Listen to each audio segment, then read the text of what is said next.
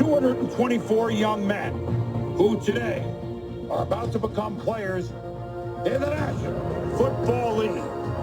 A day where lives are changed, fates are decided, dynasties are born, and the clock is always ticking.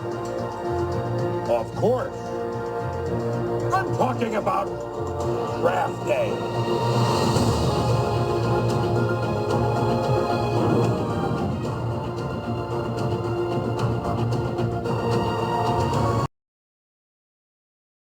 Well, good afternoon, everybody.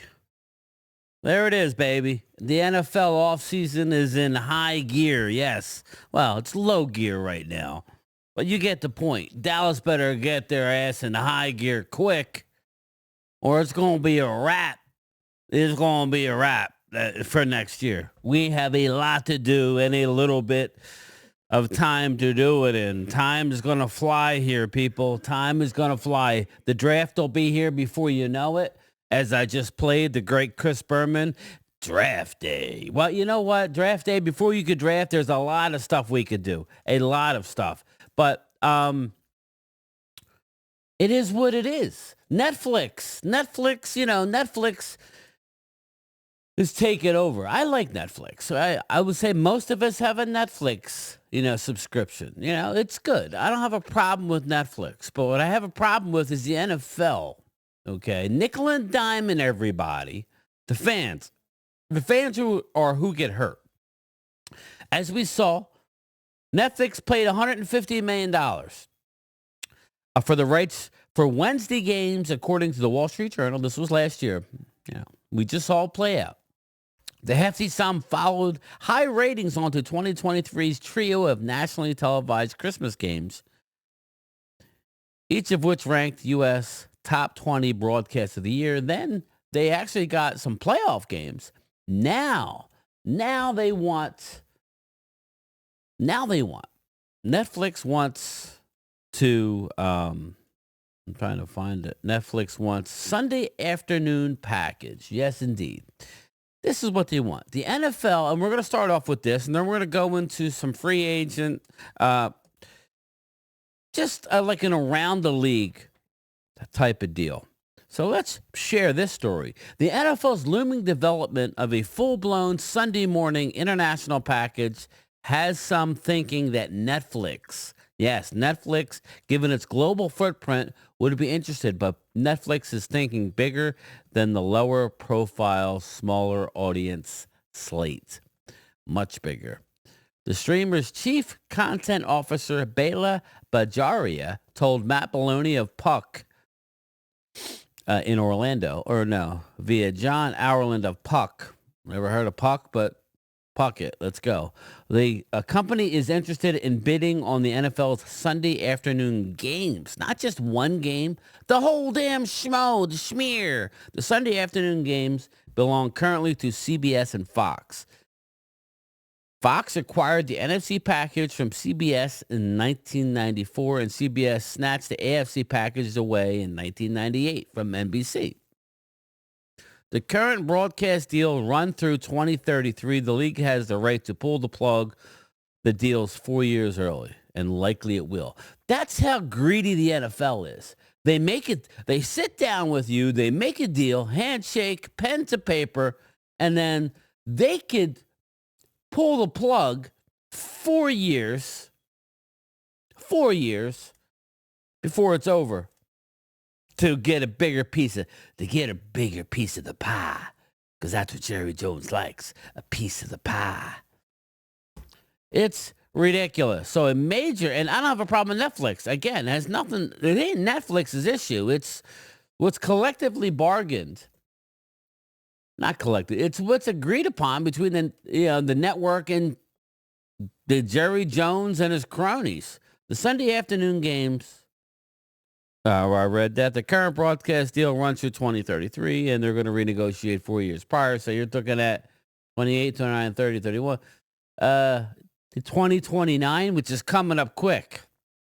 So a major shakeup could be coming with Netflix becoming a very major player in the NFL broadcast landscape.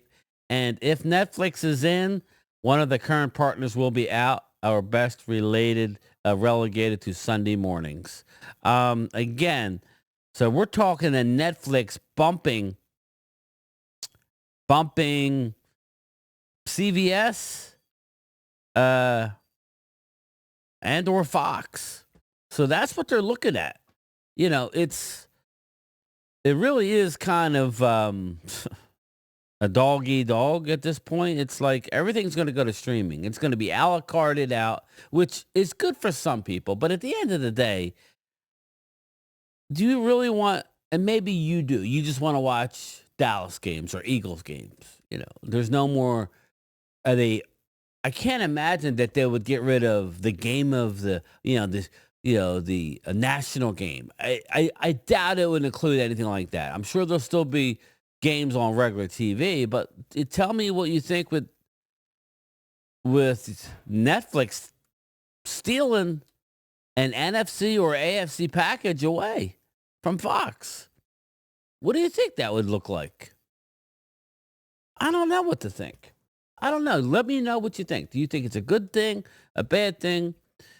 Listen, I get the ratings are soaring, but the product is going down, if you ask me. We saw a great Super Bowl. Eagles dominated. Officiating was shaky at times. This is a league who doesn't have a full-time referee. Everything is part-time, and I think that lends to a lot of BS. You saw one official in the Super Bowl got fired for gambling. Again, it's still investigating, but he is without job, and yet he was the referee in the Super Bowl. Here, if you made them full-time employees, maybe they would be less inclined to do these things. I don't know, just spitballing. But Netflix is taking over the world. Now, again, I just need Netflix to get off their ass and finish filming, my favorite series. Stranger Things. Yeah, Stranger Things. I forgot it for a second. Stranger Things. When are we releasing this shit? Release it already. Come on now. But anyway, that's my Netflix things. Now we're going to turn over to the Cincinnati Bengals. Okay, the Cincinnati Bungles, as I like to call them, the Bungles.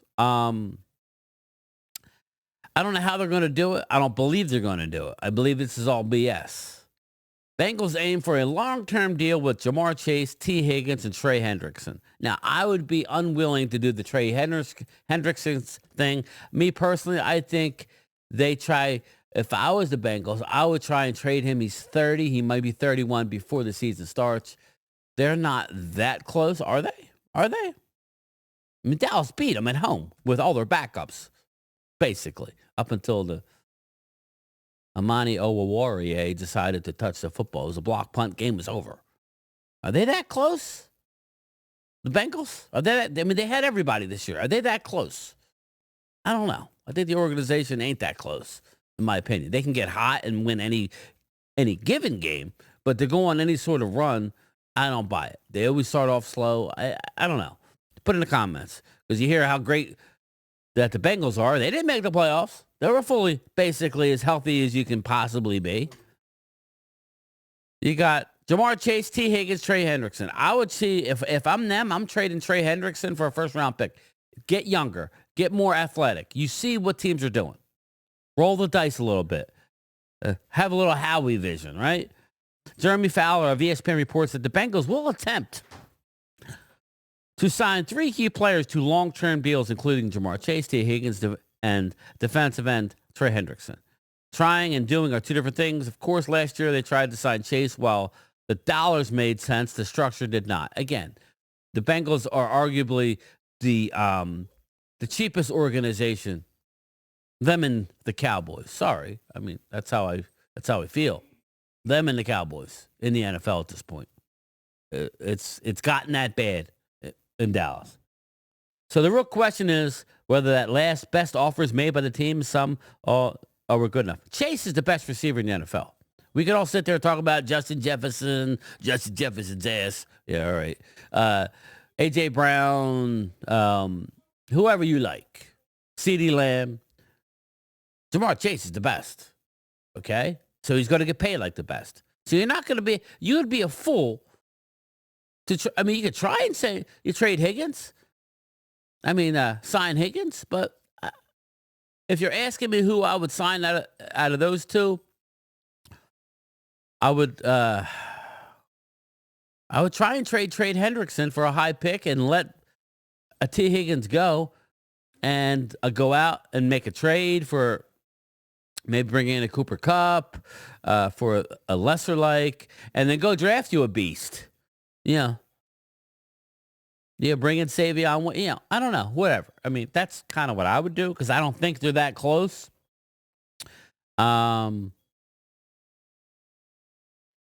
For Chase, it's going to likely be at least a $40 million per year new money average with a structure that includes sufficient guarantees and cash flow. It won't be easy. It would have been easier last year. Of course. It always is.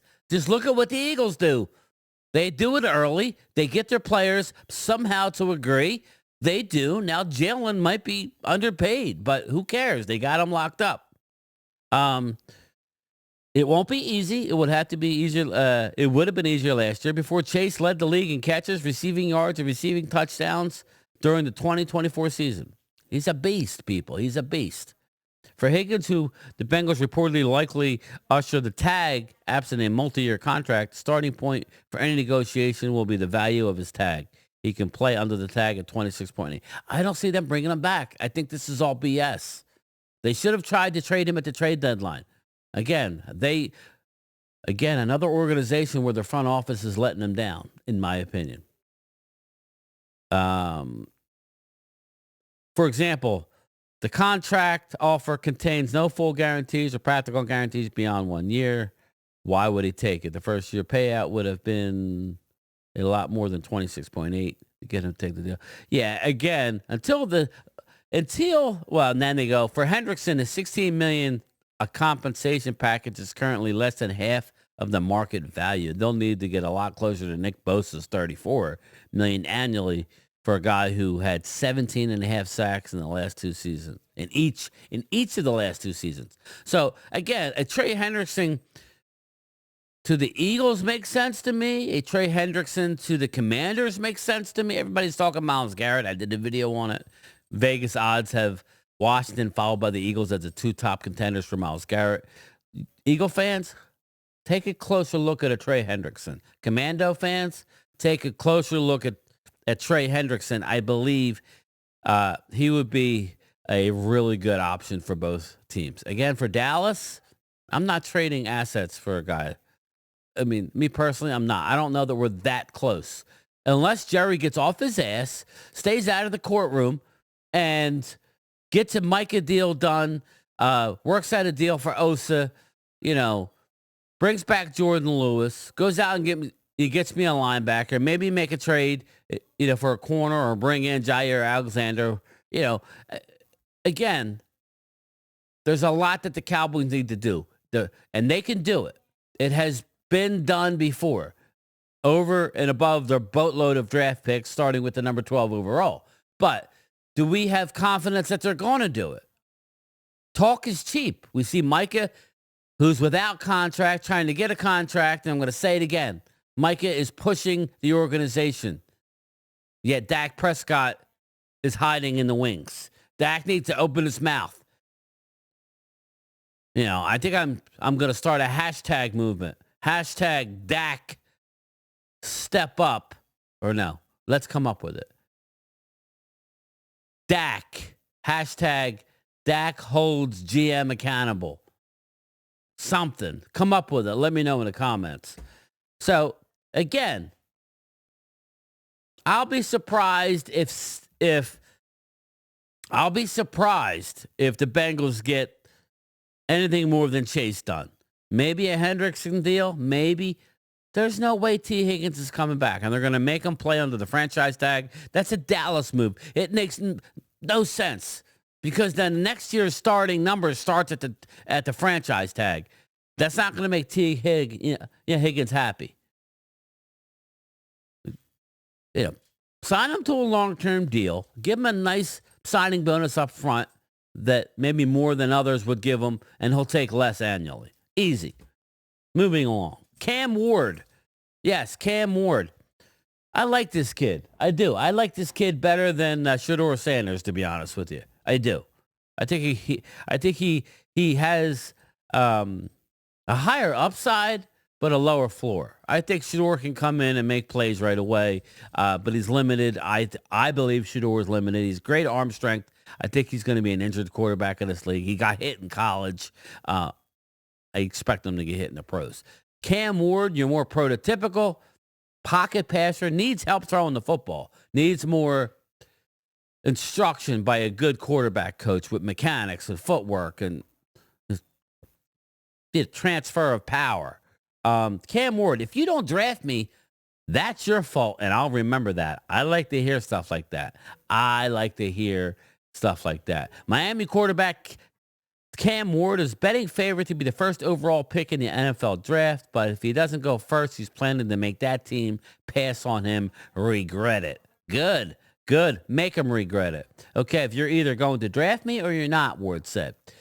If you don't draft me, that's your fault. You got to remember that the same team that got to play me the rest of my career, and I'll remember that. Ward said he'd like to emulate the rookie season the Commanders Jaden Daniels just had. So to see him succeed, Ward said of Daniels, is motivating for not only myself, but all of the other quarterbacks. Ward hopes he can convince NFL teams that he can have the immediate impact that Daniels had. I do believe Cam Ward will be the first overall a quarterback taken. I do believe that he will be the first quarterback taken. And again, who's going to do it? If I'm Tennessee, I'm selling that pick. You got Will Levis, a.k.a. Bo Callahan. I don't love either one of these quarterbacks as far as their ceiling. If I'm Tennessee, I'm getting one at the top of the second round. Go get you one. Go get you another for competition that's not a first-round pick. It capitalize on where you are in the draft and go get you a lot of picks. Hold the Giants accountable because the Giants are idiots for winning that game. Make them pay, baby. Make them pay to jump up to the number one pick. So that's me. Let me know what you think about who do you think is going to be the number one pick, and who do you like better, Shedeur or Cam Ward? And my last topic we're going to end up with is Najee Harris prepares to take 4 career 1,000-yard seasons to free agency. Now, all due respect, 1,000 yards isn't what it used to be. Now they play soon to be an 18-game season. To me, 2,000 yards in 17 games is a good year. I mean, it's a great year, but you got to have at least 1,500 to be upper echelon, in my opinion. But let me know what you think. Let's see what Najee has to say. Running back Najee Harris entered the league in 2021 as a first-round draft pick of the Steelers. He's now heading to free agency. Whether the Steelers will re-sign him remains to be seen. Their exclusive negotiating window is shrinking by the hour. After 3 straight 1,000-yard seasons, they opted not to exercise their 5th-year option at $6.79 million. I would have done that. That seems like it would have been a deal. He had another 1,000-yard season in 2024. The Steelers could apply the franchise tag. Under the current estimates, it's likely will be worth $13.5. No, thank you. More than twice the 5th-year option would have cost. Yeah, it makes no sense. So would they dare to let him walk away? 1 year post Saquon Barkley and post Derrick Henry and post Josh Jacobs, the difference is, frankly, that those three had proven to be a cut above the rest of running backs in the game. If the Steelers don't believe Harris falls into that category, they'll be inclined to ride with Jaylen Warren, fill backfield through free agency and the draft. It's calculated risk, though Harris lacks the kind of burst that the best tailbacks possess. He's reliable, durable. He's never missed a game. Wow, never missed a game. He has 1,277 career touches and averaged 319, an average of 319.25 carries per season or touches. Yes, his career average is 3.8 yards a carry. but he gains tough yards. I like Najee. I do. I would have brought him back on the 5th-year option if I was the Steelers. Get that last. That's the whole idea why you draft a first. The only way you get a 5th-year option is if you're a first-round draft pick. So the fact that they didn't offer him the 5th-year option tells me that they're not bringing him back. He's gone, people. Why do you say that? And we don't need to read anymore. The reason why we say he's gone is because this year's draft is loaded with running backs. Loaded. So I would have thought you would have brought him back, but I think they like Warren really good. I think they really like Jalen Warren, and then they're going to draft a young one. Najee Harris is done. Now, you say, well, how about Dallas? Well, why would they sign him to a long-term deal? Maybe look to a team who has money to burn like Washington. Maybe he goes to the Raiders. I don't know. Maybe he goes. I know the Packers are trying to, like the Packers got Josh Jacobs. The Vikings, push back their negotiating window with Aaron Jones. Aaron Jones, Najee Harris, that would be a good one too, but I don't think they'll do two. Maybe you get the one. I don't know, but Dallas, I would be out on Najee. Unless he's not signed and he's, until after the draft, then I would that would be one of those good fallbacks in the draft. Like if Dallas doesn't bring back, let's say that Rico Dowdle gets high money, right? Somebody thinks like Tony Pollard got last year. Maybe Rico gets that because Rico is more of a explosive guy than a Najee. The fans want Najee gone in Pittsburgh. They do nothing but complain about Najee Harris. So it'll be interesting to see how it all winds up. But yeah, Netflix taking over the NFL. Najee Harris, Cam Ward, and let me know. And the Cincinnati fiasco with them trying to say they're going to try and re-sign anybody, but yet they never do anything. To me, Cincinnati and Dallas rival each other these days when it comes to front office and how they operate. But that's it for me. Let me know what you think. Let me know your opinions on these topics, and I will talk to everybody later. And just remember, kinda.